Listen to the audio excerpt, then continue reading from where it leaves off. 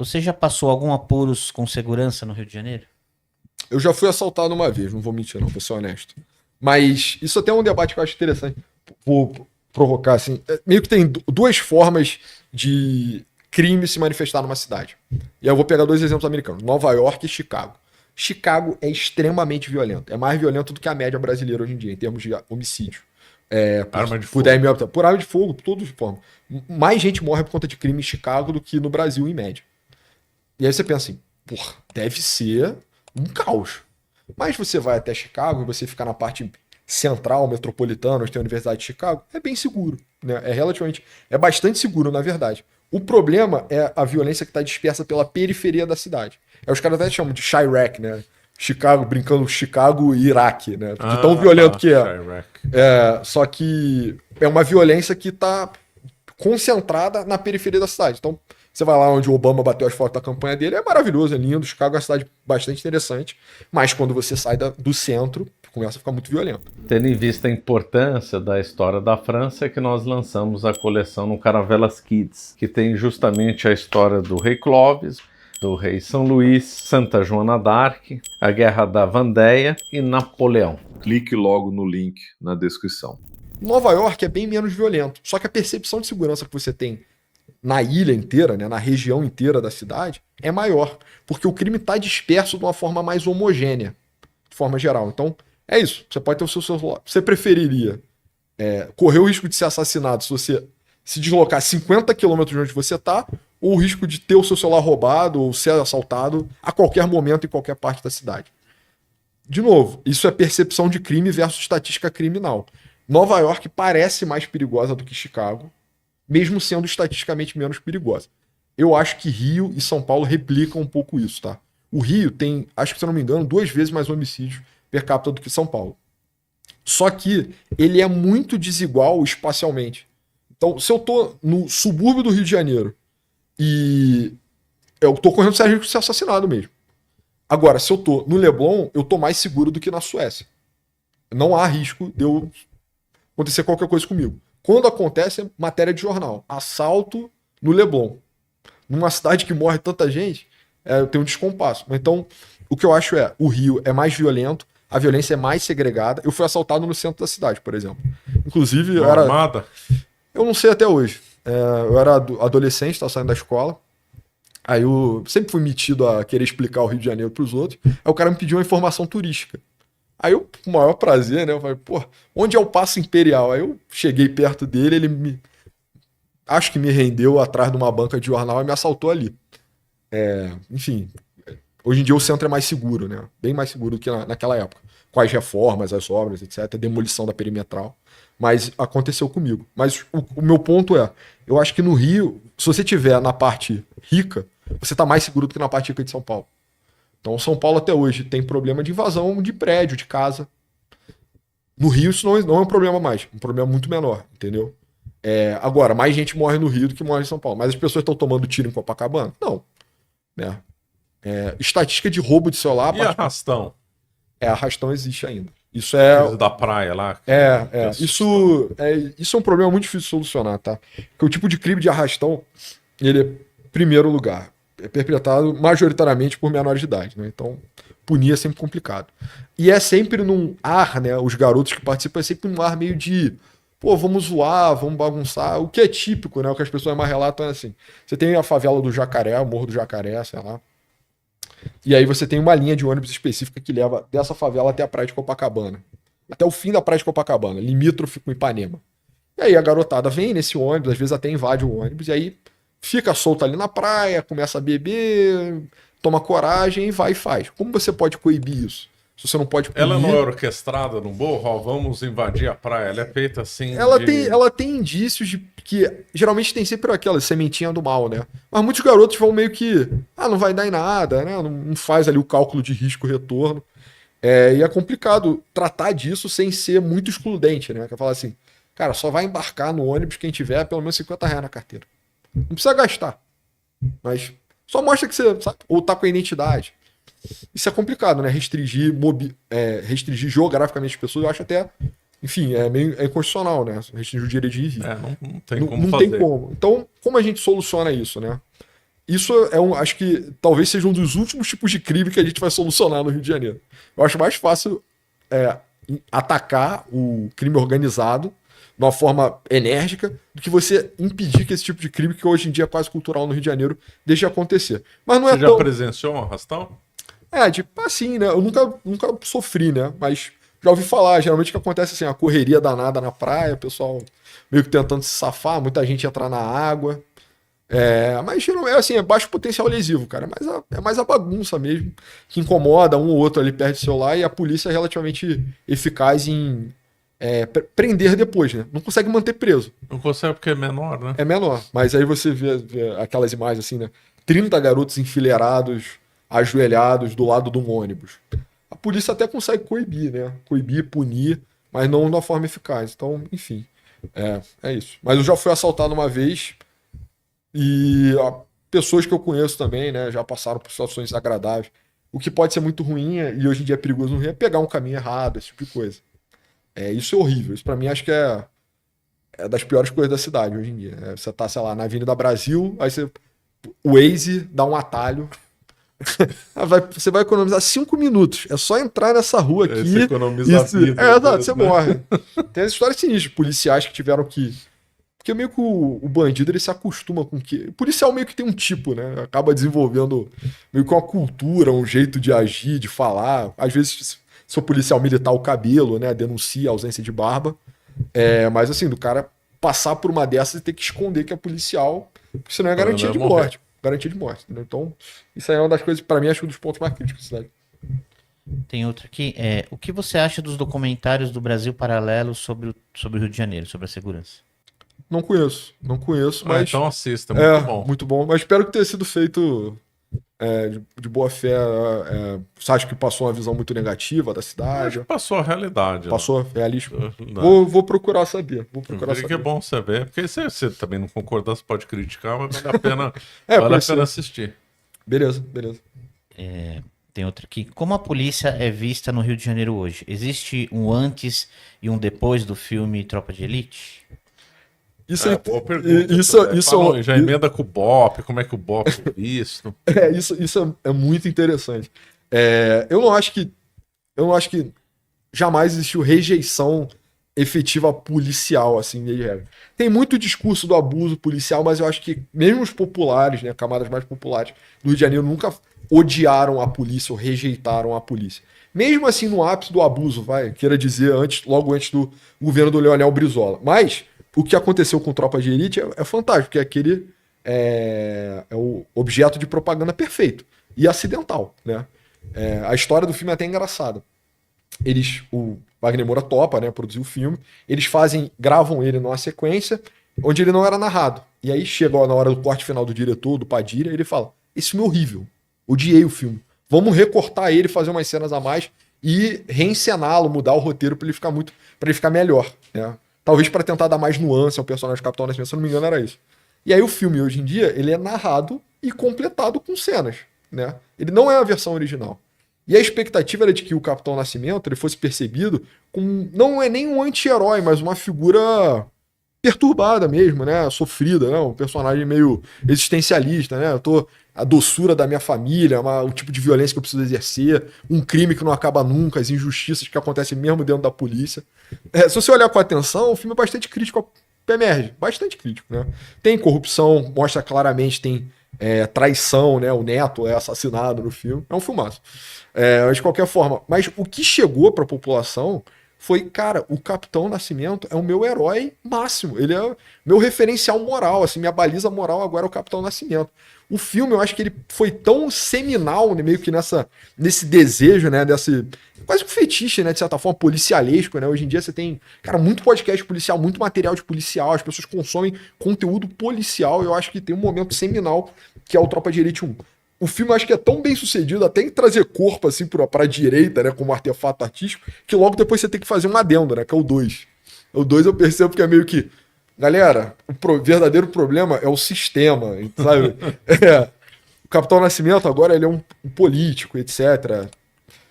Eu acho que é um adendo, assim, talvez até uma demanda do próprio corpo artístico de, cara, vocês fizeram um filme aqui que é a semente do reacionarismo no Brasil, de certa forma, enfim. Agora a gente precisa fazer um reboot. O Tropa de Elite 2 é muito bom também. Mas eu acho que ele é meio que um remendo. Mas na época que saiu o 2, eu lembro que o pessoal que vendia DVD pirata fazia uma versão falsa do Tropa de Elite 3, assim. Então eu lembro de eu pequeno na rua, cara, Tropa de Elite 3, Tropa de Elite 3. Era tudo mentira. Era tudo mentira. Você comprava, era, sei lá, o DVD de desenho infantil, uma coisa assim. Mas tinha uma demanda tão grande por mais que, enfim, o pessoal desenvolvia esse tipo de técnica para continuar vendendo. E aí o BOPE acabou, o BOPE até hoje é um referencial moral para a cidade. Isso aí definitivamente. Então você falar que é um policial do BOPE mostra que você é não só um guerreiro, né, um guerreiro valoroso, né, virtuoso, forte, poderoso, como também você é honesto. Então, poucos morros no Rio não tem presença de favela. Então, poucos morros no Rio não tem presença do tráfico. Um dos poucos que eu consigo pensar é o morro onde está sediada a sede do BOPE. Então, no Morro em Laranjeiras. Não é uma grande favela também, mas ali não tem presença de crime. E não tem como não dizer que é um bom preparo do BOPE, que serve como referencial para a guerra urbana no mundo inteiro. Né? Então, o tipo de guerra que se trava nas favelas cariocas, específico, né? Assim, você pode rememorar Gaza, talvez se assemelhe um pouco, né? Como eu digo, em que sentido?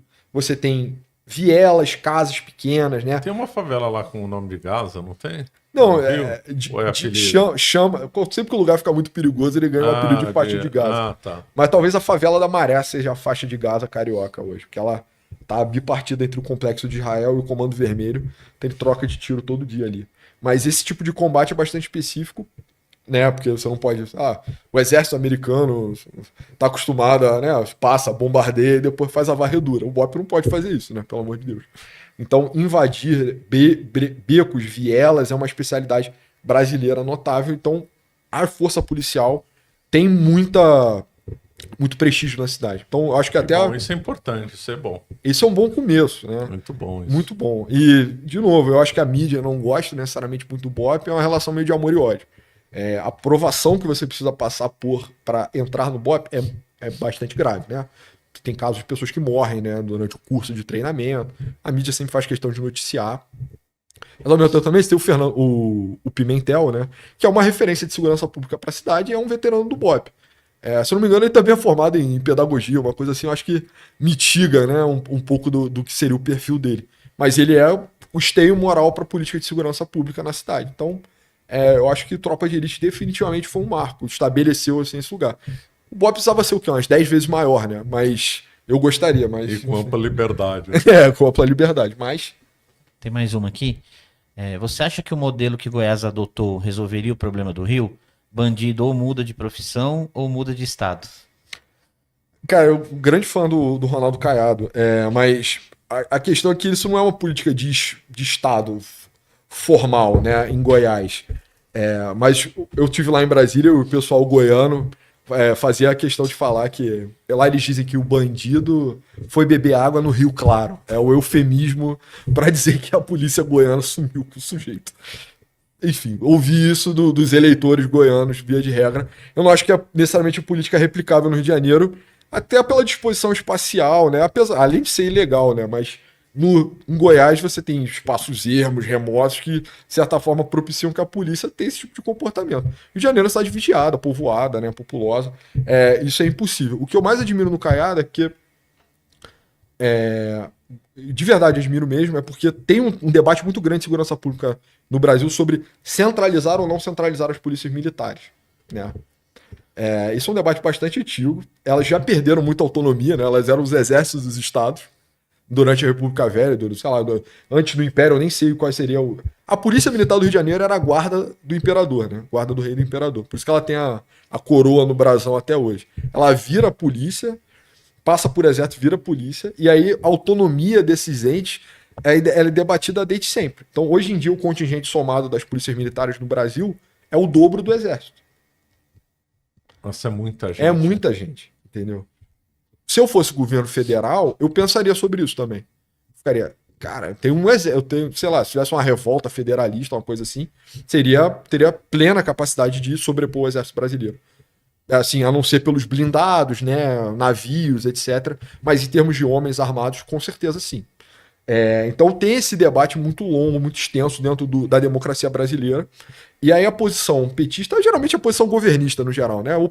É porque os últimos anos foram basicamente PT, mas a posição governista geralmente é de que a gente precisa diminuir o contingente das polícias militares e centralizar a operação delas no ministro ou no presidente diretamente. O ministro Lewandowski, ex-ministro Lewandowski, que foi citado como consultor do Banco Master, é sempre bom lembrar, ele era o grande proponente, ele era o grande defensor de uma política integrada, onde as polícias militares estaduais estariam submetidas aos interesses da federação. Pelo que eu conheço dos policiais do Rio de Janeiro, eles odeiam isso, eles odeiam essa ideia, odeiam de verdade. Porque não sabem quem vai ser o responsável pelas políticas públicas. Nos estados, você consegue acomodar os interesses das categorias com relativa facilidade. Então, você vê um policial sendo o secretário responsável pela respectiva polícia. E aí você tem um diálogo que é muito mais horizontal com o governador.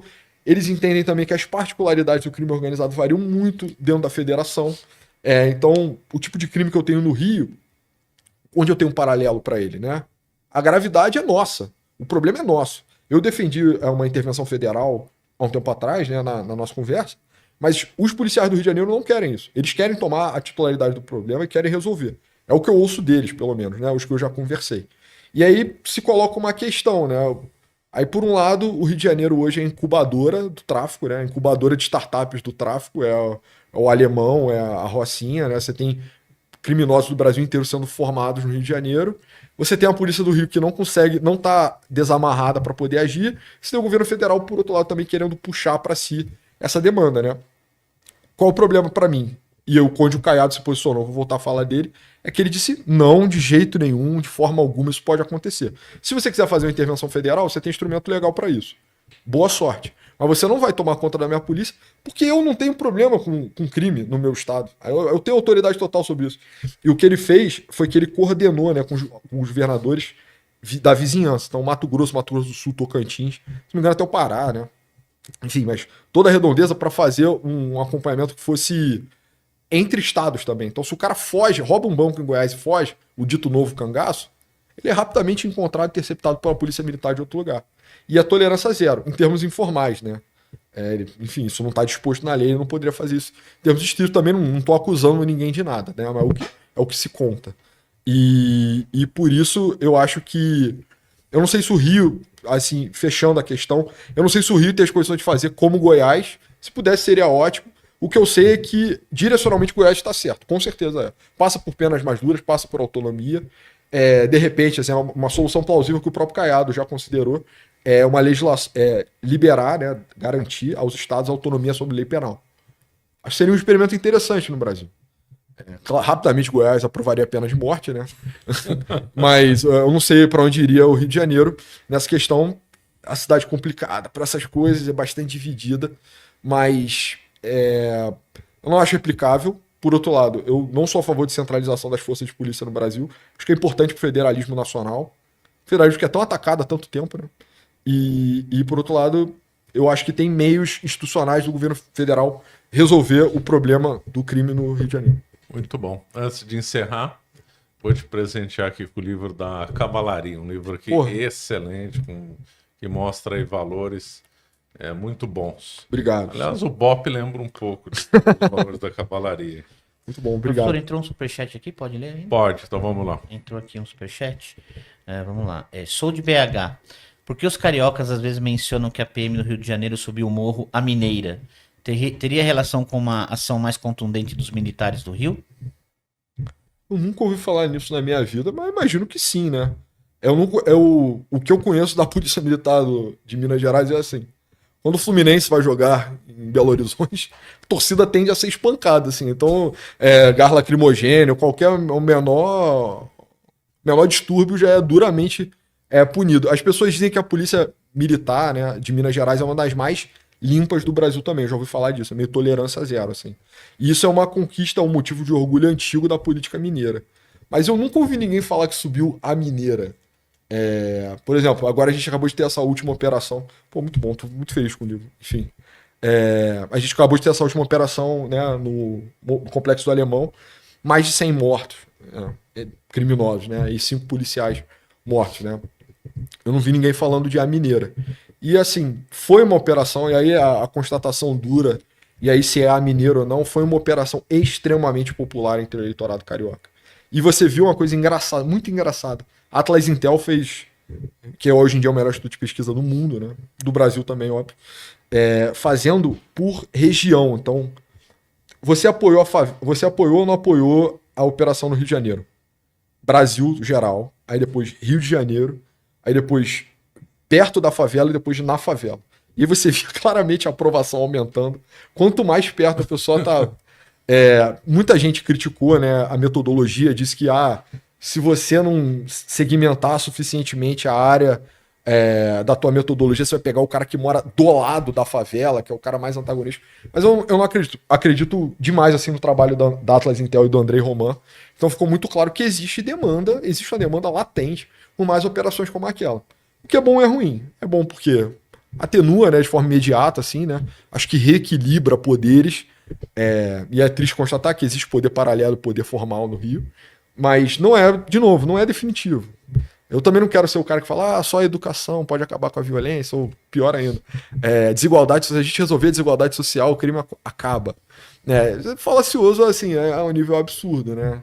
É ridiculamente falacioso, assim, né? Nem riqueza nem pobreza causam violência. Tem lugares desiguais que são seguros, tem lugares desiguais que são perigosos, tem lugares desiguais que são seguros, etc. China é desigual, Índia é desigual, Índia é extremamente desigual. Não tem problema de crime. Então, eu não quero jogar para um tipo de espantalho, assim, a gente até brinca lá no Novos Clássicos Show, que é um tipo de gnose da segurança pública, assim, né? Segurança pública gnóstica. Você não sabe quem comanda, né? Assim, os verdadeiros traficantes, eles não moram na favela, eles moram em cobertura. Aonde? Quais são os seus nomes, né? Eu quero entender. Se o cara estiver ali, a gente vai e prende, não tem o menor problema disso. Ou então, isso só pode ser justificado por solvendo a desigualdade social brasileira. Eu não vou resolver isso nunca. Se você não quiser resolver, só não fala que você quer resolver, entendeu? Metodologia, pesquisa, agenda e comprometimento, entendeu? É um pipeline muito claro para resolver. Eu não acho que tem mistério nenhum grande dilema. É só não querer, entendeu? Certo. Muito bom. Então tá bom. Muito obrigado pela sua presença, pela exposição. Não, o prazer é meu de estar aqui. Espero que eventualmente a gente possa se encontrar para falar sobre outro tema. Gostei bastante. Obrigado.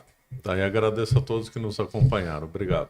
Você acaba de assistir um corte do Caravelas Podcast. Na tela está aparecendo o episódio completo e outro corte. Muito obrigado pela atenção.